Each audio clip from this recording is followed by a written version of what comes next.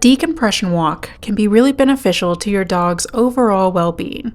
But what even is a decompression walk? A common definition of a decompression walk is a walk where the dog is allowed freedom of movement in nature. But what does that look like? In the truest form, it's an off-leash hike with your dog where they're fully able to move their bodies and do whatever activity they would like to do, as long as it's safe. Perhaps your dog likes to swim, full-out run, roll and stuff, sniff, or other things. This is time for your dog to simply be a dog and do dog stuff. But perhaps you're unable to do an off-leash hike with your dog. That's okay. There are other things we can do to give them as much freedom as we safely can. One option is a sniff spot.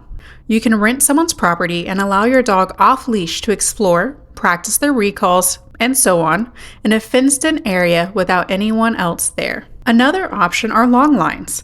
If your dog cannot be off-leash for whatever reason, using a longer leash can give them more freedom to move, explore, and do dog things, compared to a shorter leash like a 6-foot leash. I even own a leash that's 50 feet, and sometimes I tie it to my 20-foot leash to give my dog 70 feet of leash. Make sure your leash length is appropriate for where you're going. My dog doesn't get 70 feet of leash if we're on a winding path.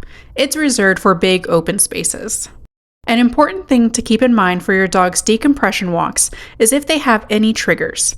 A decompression walk is only decompressing if your dog isn't having big feelings the whole time. Make sure you have management strategies you and your dog are proficient with first to help you navigate passing others. If your dog isn't ready to share the trails with others, that's okay too. Start with big open spaces so you can see around you. Places like fields next to churches or schools can be a great place to start and are typically low traffic. You may have to provide some additional activities to help your dog in these scenarios, such as providing treat scatters to encourage them to search, providing digging areas, and other activities like foraging or shredding. To receive the maximum benefit of a decompression walk, your dog would need to be safely off-leash in a large area, like a hike. When we are unable to provide that for whatever reason, that's okay. We're simply going to try to get as close as we can. I hope this helped you understand ways to help meet your dog's need for freedom. If you have any questions, please let us know. And as always, have fun with your dog.